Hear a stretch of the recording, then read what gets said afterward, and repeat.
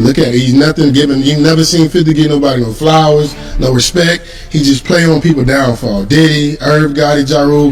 Now Big Meech. You've never seen 50 say nothing positive. GUnit film studio out there in Louisiana where that cheapest land at. You thought you was gonna be able to do it. You thought you was gonna be able to get them loans, and it ain't. What's wrong? What's taking so long? It looks like the drama between 50 Cent and Big Meech just got even bigger. Big Meech called out 50 Cent, saying he's gone broke because of their feud. And it's not just rumors. Rick Ross also got involved and revealed that 50 Cent has been struggling to pay for his new GUnit studio. Word is, he can't even get a loan because his credit is bad. 50, who own your masters? Who own your masters?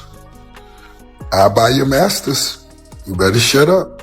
Rick Ross even warned that he might take 50 Cent's music rights if he doesn't back off, saying it's obvious 50 is struggling for money. That's a bold move, but let's be real, this is 50 Cent we're talking about. You think he's just gonna stay quiet while Ross and Big Meech throw shade? No way. 50 hit back hard, threatening to drop real proof of who's actually broke. Now, fans are asking the real question, what's really going on with 50's money? Is he actually losing his billionaire status? Or is Rick Ross just trying to get under his skin? Nigga took a picture with Rick Ross. You like a hoe, nigga. Put your back against the wall and just slide down. You already know, car show going down June 7th. Get online right now, get your tickets right now. But for the hustlers, I want y'all niggas to understand you gotta stop making business personal. Here's the twist. Rumors are flying that Big Meech and Rick Ross might actually have the upper hand in this feud. People are saying 50 Cent is struggling so much he can't even keep the lights on at his own studio. Meanwhile, Meech and Ross are out here celebrating, acting like they're the reason 50's money is running out. They've been mocking him hard, saying he'll come crawling back for help once he's completely broke. But let's not get ahead of ourselves. Are they just dreaming? Last we checked, 50 Cent was still a billionaire, and real billionaires don't go broke over drama, especially not over who snitched and who didn't. 1,000 just for this Cuban. This Cuban is like 1,100 grams. It's chunky, real big. I really can't have this on for longer than 3 or 4 hours. My neck started hurting. The lock say Eliante on it. You know, say his name, his signature. They got the 3 big boogers on each side.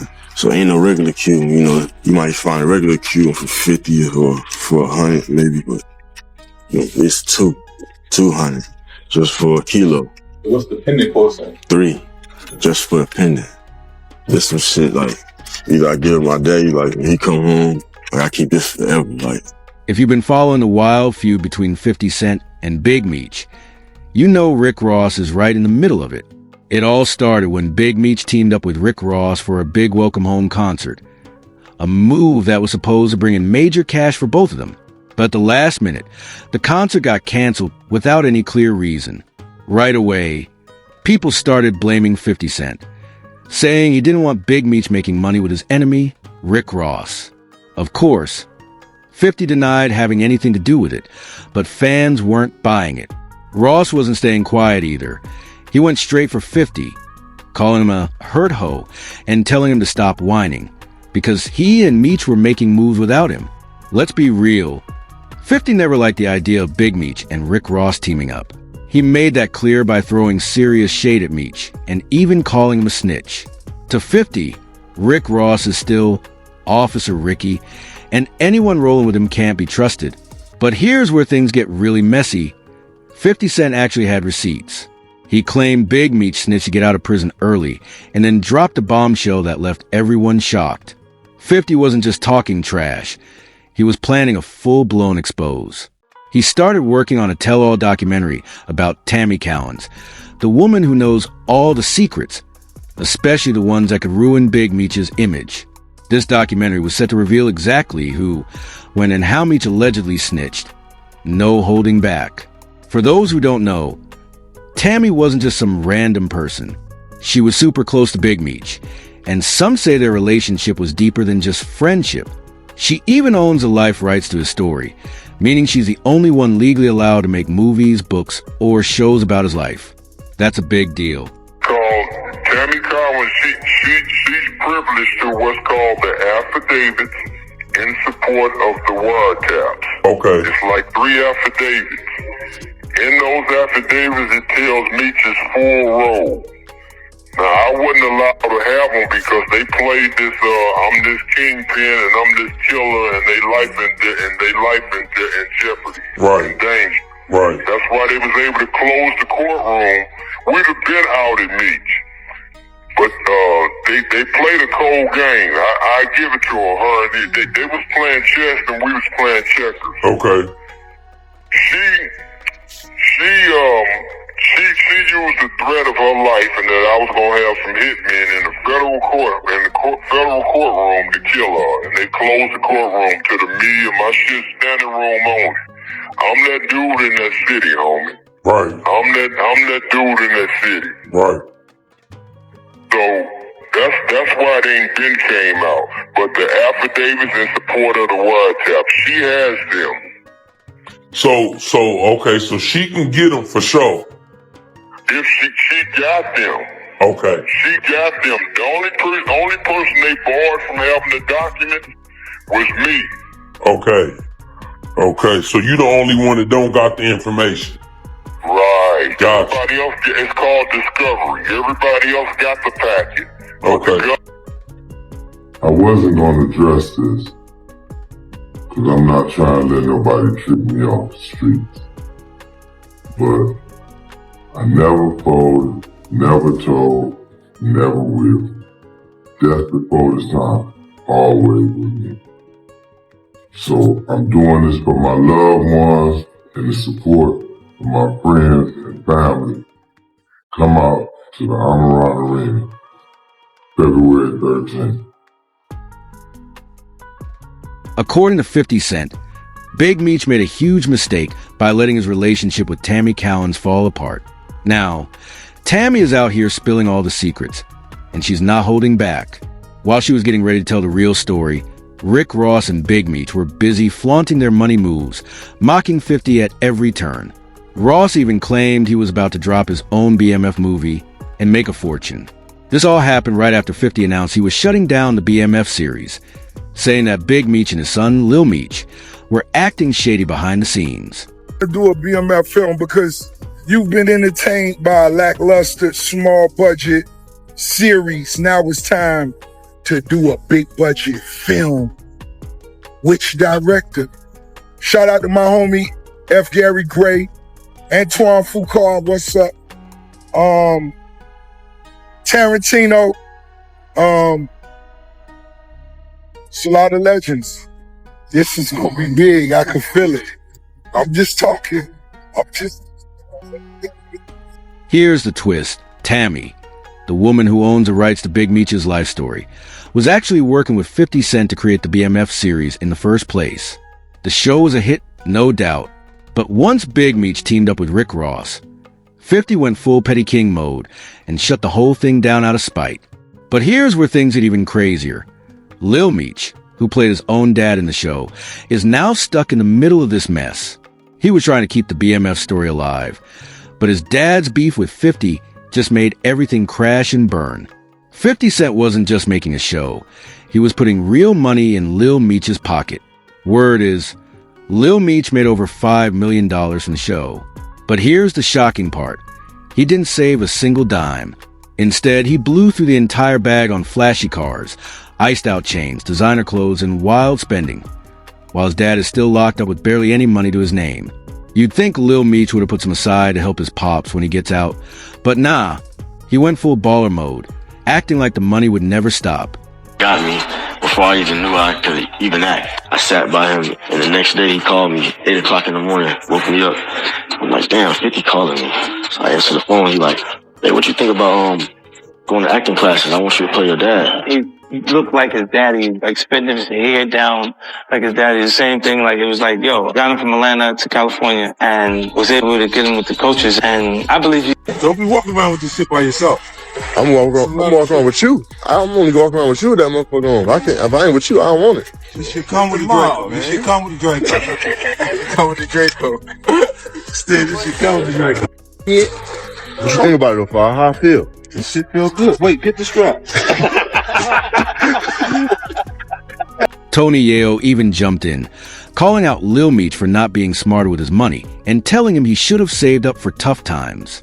Then, when 50 Cent started going on Big Meech online, Lil Meech slid straight into 50's DMs to try and calm things down and defend his dad.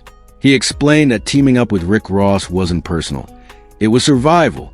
Big Meech needed quick cash just to pay the bills while waiting for the next BMF check to drop. Lil Meech told 50, "I can't believe this, man. You act like I'm your enemy. I've only shown you love and loyalty. I'm human. I go through my own stuff, but I never turned on you. F asterisk Ross. He just gave my dad some money to cover bills till our next season drops. This internet drama got me twisted, man." Boy, I see you struggling making that GUnit film studio out there in Louisiana where that cheapest land at. You thought you was gonna be able to do it. You thought you was gonna be able to get them loans, and it ain't. What's wrong? What's taking so long? I know you want to make your mama one of them walking stars thing. Put down there. How your mama live. Make her own walking star. Let me get one of them Bel Air bottles to hold up on these. Man, you heard what I just said? Them niggas skin bad, man. You see that auntie murder? They never killed nothing. But that nigga need a facial so bad. When I be seeing them black heads on them niggas, damn. Them niggas doing bad. And 50, stop. You left your last hole because of something they said had to do with me. Don't leave Tony Yayo that. Come on, don't leave Louisiana. Don't quit like that because you showed the picture of how you wanted it to look.